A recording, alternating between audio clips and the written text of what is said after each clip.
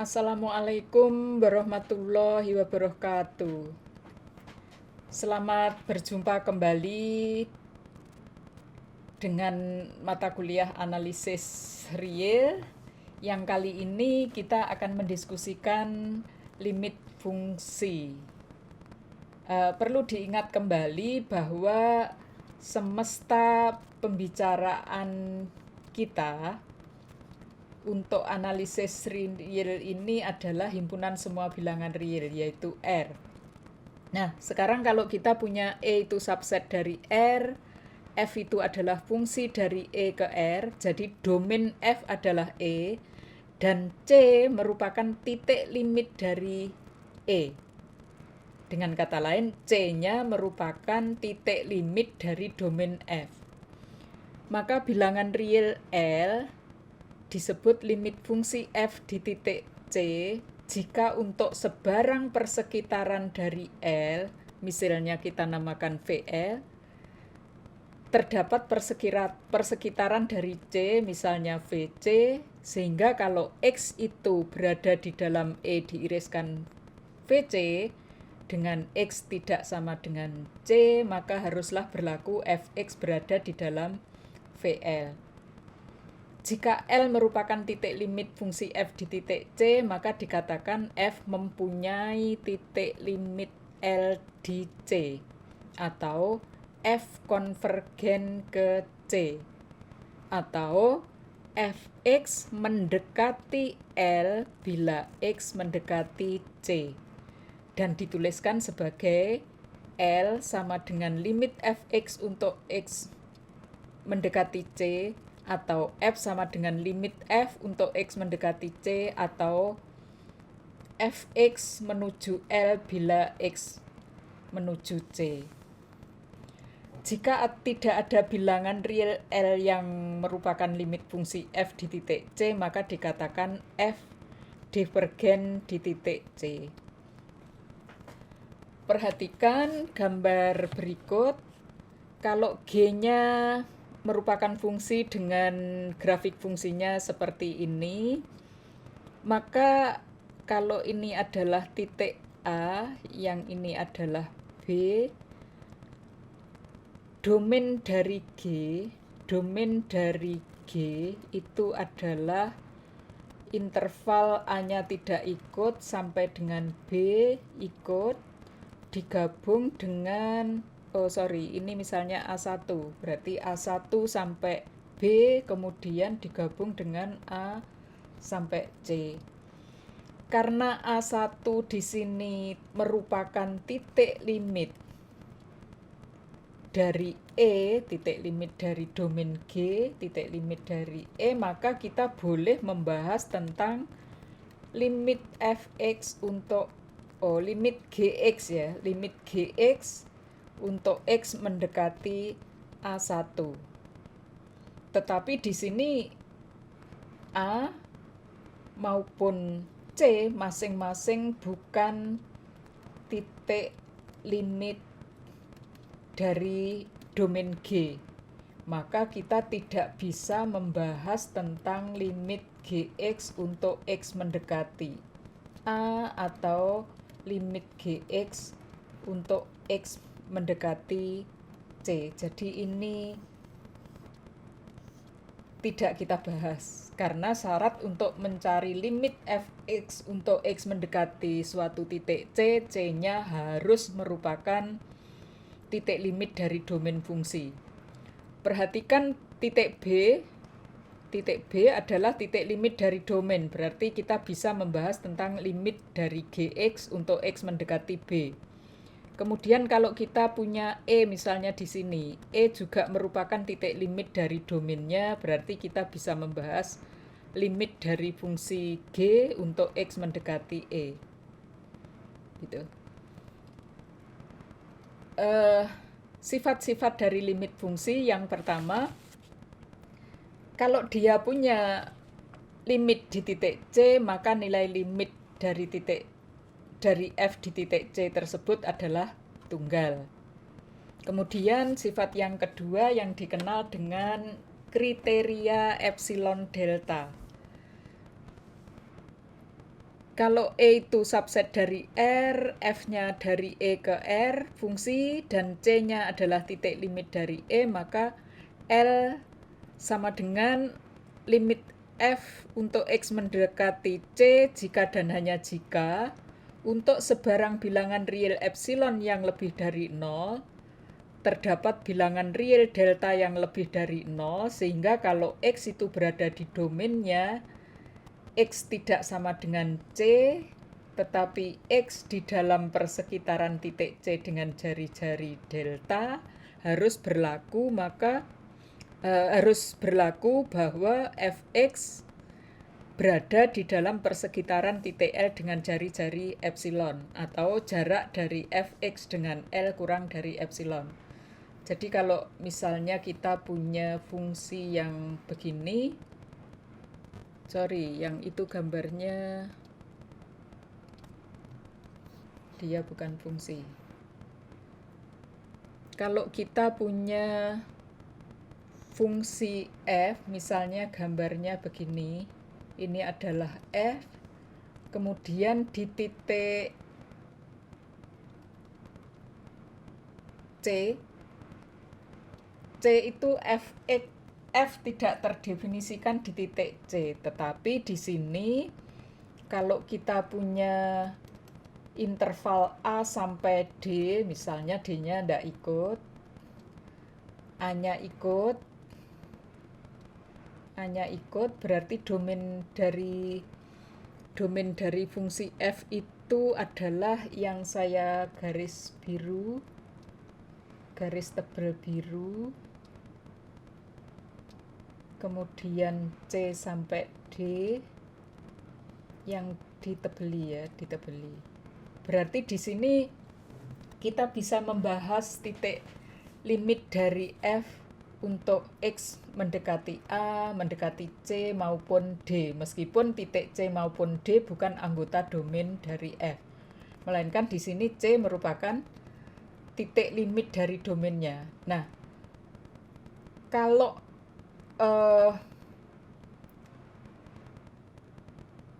mencari limit dari fx untuk x mendekati c, maka di situ nanti akan L-nya mesti di sini. Sebab kalau epsilon saya berikan, misalnya L ditambah epsilon itu sekian, L dikurangi epsilon itu sekian, maka cara untuk mencari delta, yang ini kita tarik ke fungsinya, seperti itu. Nah, berarti deltanya kita pilih yang ini, panjang dari C ke yang saya garis, saya akan memilih sekian itu adalah delta. Sehingga kalau C-nya kita bawa ke kanan, saya tarik ke bawah C-nya di sini, yang ini adalah C ditambah delta, yang di sana adalah C dikurangi delta, maka titik-titik ini selain C, fx-nya mesti dibawa ke sana. Kalau ini ada delta berarti sekian, maka terletak di sini. Jadi fx untuk semua x yang di merah-merah ini berada di dalam persekitaran titik L kurang persekitaran titik L dengan jari-jari epsilon, seperti itu. Perhatikan sekarang untuk G, yang ini sudah kita bahas yang tadi.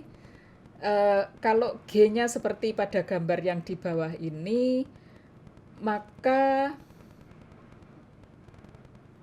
limit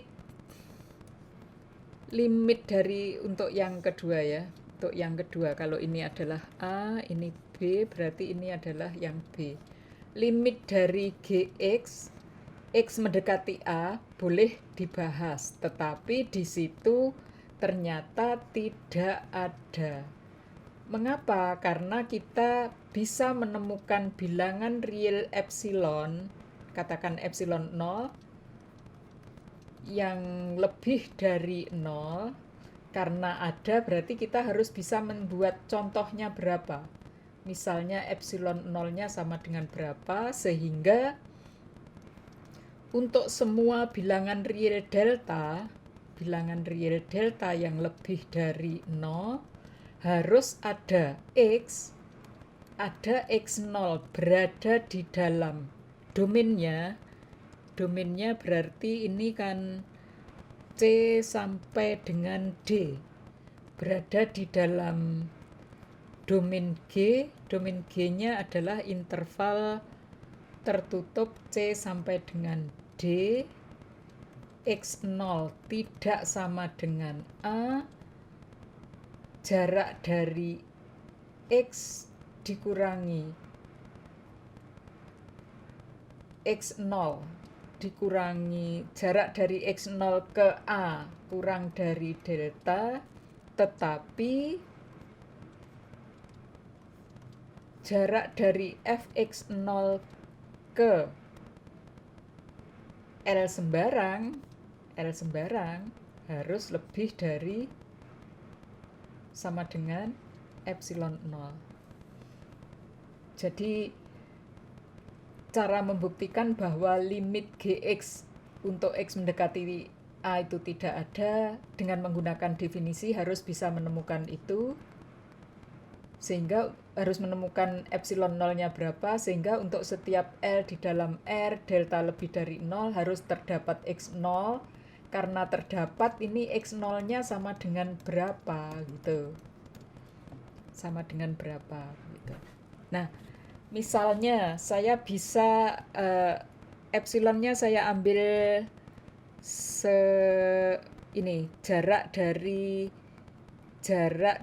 kalau ini saya namakan misalnya sumbu Y-nya itu di sini, ini adalah L2, yang ini adalah L1. Saya akan mengambil yang itu adalah yang ini. L2 dikurangi L1 dibagi 2, berarti separuhnya. Saya akan memilih L2 dikurangi L1 dibagi 2. Perhatikan bahwa limitnya itu tidak sama dengan L. Misalnya L-nya di sini. L-nya yang ini. Nah, L1 itu di situ. Jadi saya mengambil L-nya itu L1.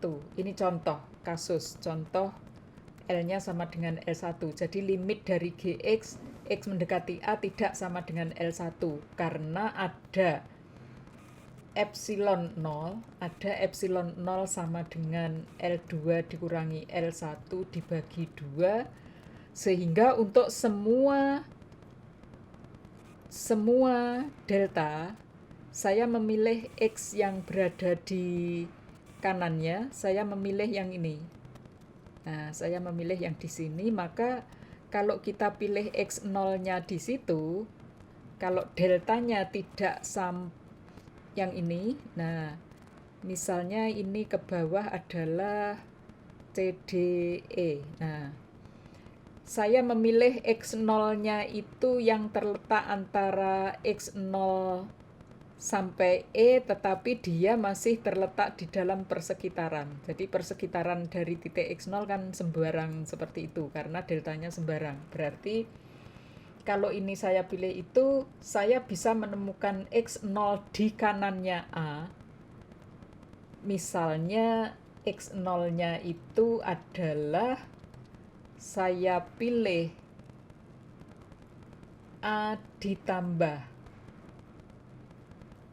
ditambah ini sebarang delta ya, berarti ditambah delta per 2 kalau delta itu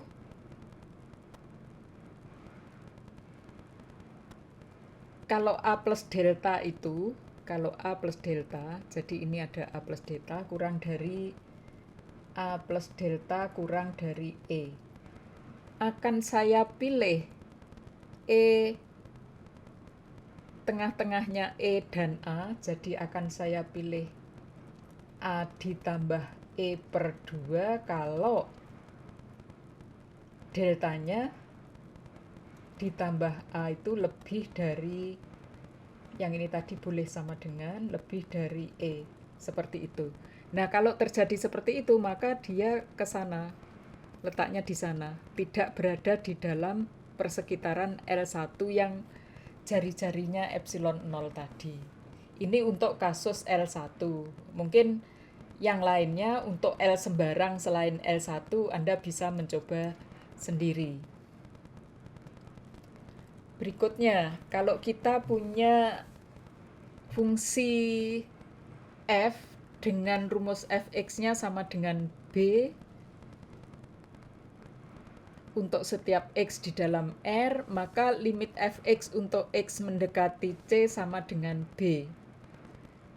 Bagaimana cara membuktikan? Dengan menggunakan definisi, berarti kalau diberikan epsilon, kita harus bisa memilih bilangan real delta, sehingga kalau x itu berada di dalam persekitaran titik C kurang dari delta, dan x-nya tidak sama dengan C, dengan kata lain, jarak dari x ke C lebih dari 0, maka harus berlaku fx dikurangi b kurang dari epsilon. Nah, di sini saya memilih delta epsilon itu sama dengan 1. Dari mana? Apakah harus demikian? Berarti kita pilih seperti ini. Kalau kita punya fx dikurangi b, fx itu kan sama dengan b. Dikurangi b kan sama dengan 0. Mesti kurang dari epsilon untuk sebarang bilangan real epsilon yang lebih dari 0. Jadi delta yang manapun, maka ini mesti berlaku. Sehingga saya boleh memilih delta epsilonnya sama dengan 1. Boleh memilih delta epsilonnya sama dengan epsilon karena epsilon diberikan. Boleh saya memilih delta epsilonnya sama dengan 100 epsilon atau 100. Boleh setengah, boleh 2/3, dan seterusnya boleh. Jadi ini dimisalkan saya mengambil delta epsilonnya 1. Jadi banyak delta epsilon yang memenuhi. Kalau ini pasti kurang dari delta, berarti nilainya kan tidak tergantung, kurang dari epsilon berarti tidak tergantung x dikurangi C itu kurang dari delta yang manapun, ya ini tetap kurang dari epsilon. Sehingga delta yang ini kita bisa memilih sembarang bilangan real positif. Berikutnya contoh yang kedua, fx sama dengan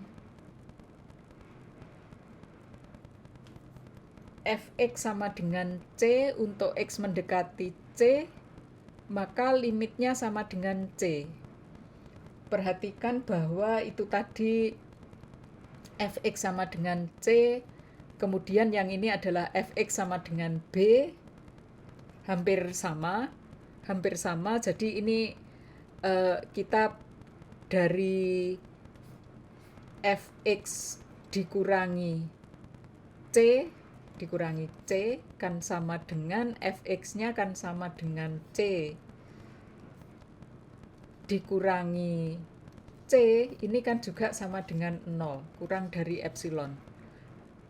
Sehingga untuk X dikurangi C yang mana saja, jadi yang mana saja deltanya, asal dia lebih dari 0, maka ini pun tetap berlaku. Jadi deltanya boleh epsilon, boleh 1, dan seterusnya. Kalau fx-nya adalah C. Ini salah ini. Nah, kalau fx-nya sama dengan X. Nah, kalau fx-nya sama dengan X, maka limit fx untuk X mendekati C ini juga sama dengan C. Caranya juga sama, dari mencari ini tadi, fx dikurangi limitnya kan L-nya berarti di sini sama dengan C, ini sebagai L. Kan sama dengan X dikurangi C. Harus kurang dari epsilon kalau X-nya berada di dalam domainnya kalau tidak sebutkan berarti di sini untuk semua X terdefinisi domainnya adalah R. Kurang dari delta mengakibatkan itu.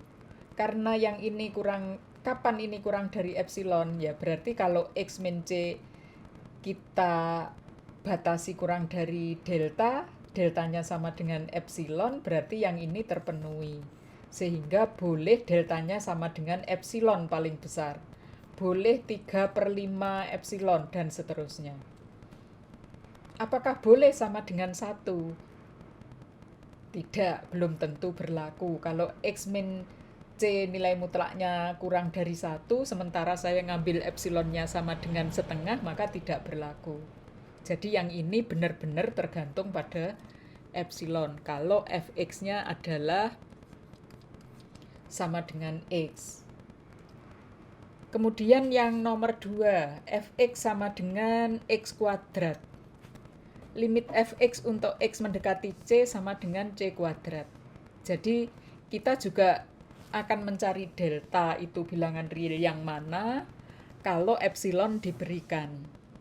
Perhatikan bahwa dari perhitungan yang dari belakang kita mencari fx dikurangi L, L-nya di sini kan c kuadrat sama dengan x kuadrat dikurangi c kuadrat.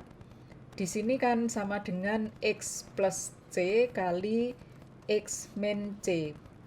Kita akan mau mencari deltanya itu sama dengan berapa. Delta itu adalah yang membatasi ini. Nah, karena di sini masih tergantung pada X, maka kita harus mencari. Memisalkan dulu X min C-nya, karena delta ini tidak boleh tergantung pada X. Mencari X plus C, nilai mutlak X per C itu berapa?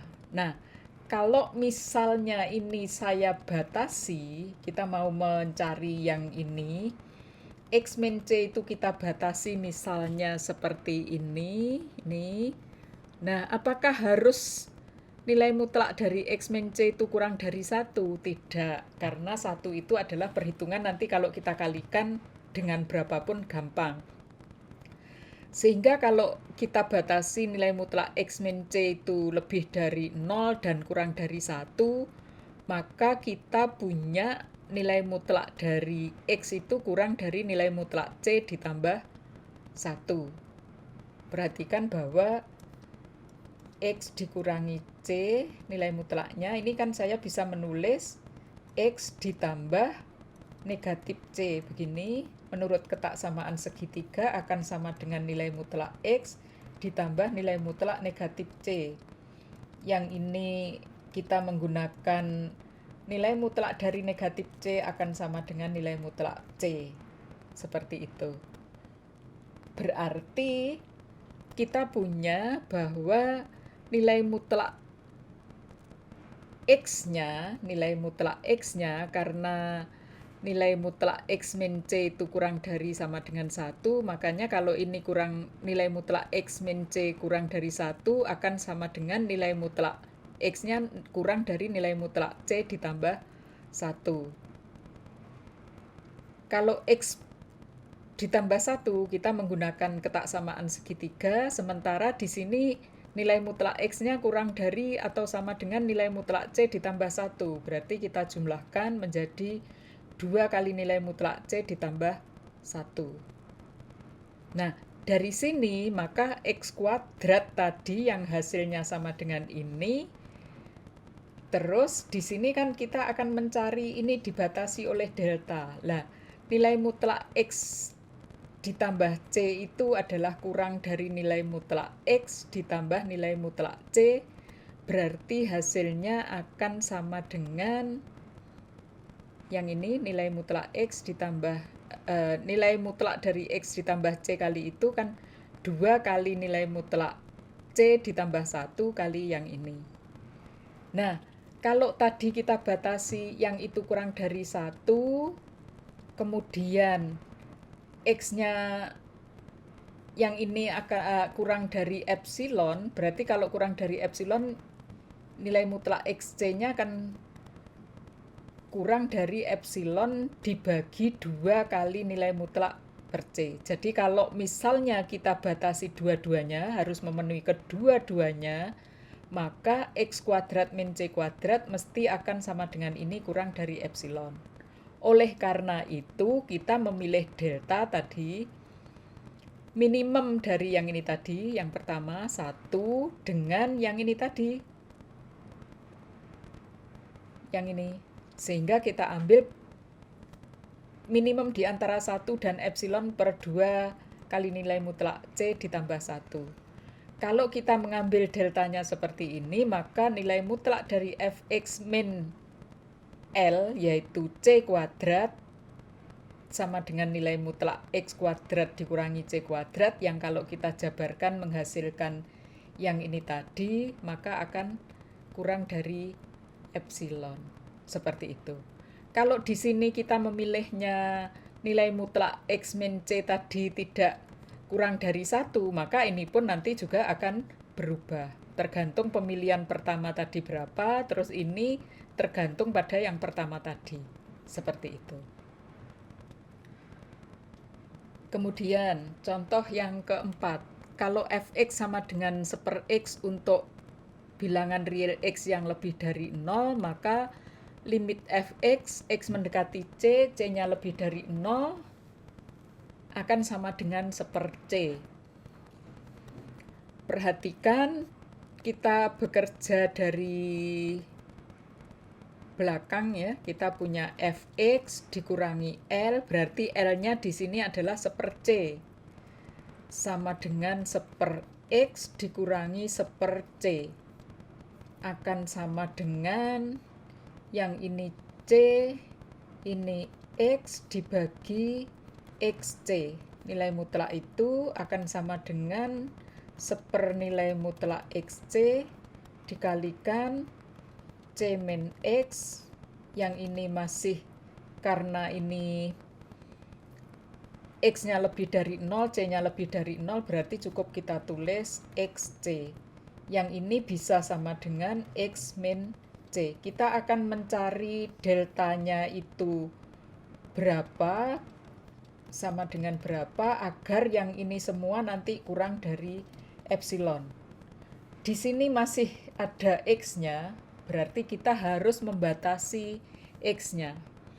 Perhatikan kalau saya batasi X dikurangi C seperti pada contoh nomor 3 tadi, kurang dari epsilon, kurang dari C per 2, maka kita peroleh ketaksamaan di bawahnya menggunakan sifat nilai mutlak Y kurang dari sama dengan L jika dan hanya jika negatif L kurang dari sama dengan Y kurang dari sama dengan L, dengan catatan L-nya lebih dari sama dengan 0. Dengan menggunakan sifat itu, maka kita punya C per 2 kurang dari X kurang dari 3C per 2 akhirnya. Kita sederhanakan karena kita mau mencari 1/x, berarti 1/x kurang dari 2/c lebih dari 2/3c. Seperti itu. Sehingga tadi fx dikurangi L yang sama dengan ini tadi, saya bisa menentukan nilainya akan kurang dari 2/c kuadrat kali ini. Padahal kita menginginkan yang ini tadi kurang dari epsilon. Kalau kapan? Kalau X dikurangi C-nya kurang dari epsilon C kuadrat per 2. Sehingga kita bisa memilih delta C-nya adalah minimum dari yang ini tadi kita tentukan dengan yang ini tadi, epsilon C kuadrat per 2. Kalau memenuhi kedua-duanya berarti kita peroleh seperti itu. Dengan kata lain, nilai mutlak dari fx dikurangi C kurang dari epsilon, atau limit fx untuk x mendekati C sama dengan 1/c. Kemudian sifat berikutnya adalah yang dinamakan kriteria barisan. Jadi kalau L itu sama dengan limit F untuk X mendekati C, maka pasti berlaku sebarang barisan XN yang memenuhi untuk setiap N. XN-nya tidak sama dengan C, XN-nya berada di dalam E, yaitu domainnya F, kemudian barisan xn konvergen ke C, harus berlaku fxn-nya konvergen ke L. Nah, ini adalah sebarang barisan sehingga kita sulit mencari limitnya berapa karena harus mencari sebarang barisan. Ini tadi jika dan hanya jika. Jadi kalau diketahui itu maka berlaku setiap barisan xn yang memenuhi xn tidak sama dengan C, xn anggota E untuk setiap n barisan xn konvergen C, haruslah barisan fxn konvergen ke L. Berlaku juga sebaliknya. Kalau ini yang kanan berlaku, maka L sama dengan limit dari F. Nah, kalau ini kita ingkar, kita cari kontraposisinya, berarti jika L itu bilangan real, maka limit F untuk X mendekati C tidak sama dengan L jika dan hanya jika terdapat barisan xn yang memenuhi seperti pada sifat kriteria barisan, xn-nya tidak sama dengan C untuk setiap n, xn berada di dalam E untuk setiap n, xn-nya konvergen ke C, tetapi barisan fxn tidak konvergen ke L. Perhatikan ini adalah untuk limit F untuk X mendekati C tidak sama dengan L. Yang kedua, F tidak mempunyai limit. Jadi untuk setiap bilangan real L, limit F untuk X mendekati C itu tidak sama dengan L kalau terdapat barisan xn dengan sifat seperti yang tadi, xn-nya tidak sama dengan C untuk setiap n, xn-nya berada di dalam E untuk setiap n, xn konvergen ke C, tetapi barisan xn tidak konvergen di dalam R. Kita akan menggunakan teorema divergensi untuk menyelidiki barisan limit suatu fungsi itu tidak ada atau ada tetapi tidak sama dengan bilangan tertentu, misalnya L. Contoh, buktikan barisan limit dari 1/X untuk X mendekati 0 itu tidak ada. Kalau tidak ada berarti kita menggunakan yang bagian B, jadi membuktikannya harus ada barisan xn dengan sifat, kalau ada xn berarti di sini nanti misalnya xn-nya berapa, kan begitu. Dengan sifat untuk semua n itu xn berada di dalam domain F berarti di sini E misalnya berarti sama dengan 0 sampai tak hingga. Kemudian untuk semua n, xn tidak sama dengan C. Dalam hal ini C-nya adalah itu, C-nya adalah 0. Terus barisan fxn harus tidak konvergen. Nah, harus tidak konvergen. Kalau misalnya kita pilih barisan xn-nya 1/n, xn-nya 1/n, berarti untuk setiap n 1/n itu kan lebih dari 0, berarti benar. Syarat pertama dipenuhi. 1/n tidak akan sama dengan 0 untuk setiap n yang manapun. Sekarang, apakah fxn tidak konvergen? Barisan fxn berarti barisan f dari 1/n. F dari 1/n, karena 1/x tadi berarti kan sama dengan barisannya kan sama dengan 1/n, akan sama dengan n. Kita ingat bahwa barisan n ini tidak terbatas. Karena tidak terbatas maka barisan ini tidak konvergen. Padahal ini tadi adalah barisan dari nilai fungsi xn. Sehingga menurut teorema yang bagian kedua, limit fx untuk x mendekati 0, yaitu fx-nya sama dengan 1/x, untuk x yang lebih dari 0 tidak ada. Bagaimana menggunakan sifat divergensi yang bagian pertama. Misalnya, kita punya fx-nya sama dengan 2x, maka limit fx untuk x mendekati 3 itu tidak sama dengan 10. Nah, bagaimana membuktikannya? Perhatikan bahwa di sini E yaitu domain F karena tidak disebutkan, dan untuk setiap X, 2X itu terdefinisi, berarti dia domainnya kan sama dengan R. C di sini adalah yang ini, X mendekati C, C-nya berarti 3. L, limitnya tidak sama dengan L, L-nya berarti 10. Kita harus bisa memilih barisan XN sama dengan berapa dengan sifat untuk setiap N, XN-nya tidak sama dengan 3, yaitu C-nya, XN-nya berada di dalam E, yaitu R, limit XN harus sama dengan C, barisan FXN, konvergen tetapi limitnya tidak sama dengan L, yaitu tidak sama dengan 10. Misalnya, karena di sini akan dicari limit barisannya 3, saya bisa memilih misalnya barisannya itu saya ambil sama dengan 3 ditambah 1/n yang paling gampang. Untuk setiap n, 1/n itu lebih dari 0, maka ini pasti tidak sama dengan 3. 3 tadi adalah C untuk semua n. Begitu juga 3 ditambah 1/n, yaitu xn itu untuk setiap n dia bilangan real. Berada di dalam R. Siapa R tadi?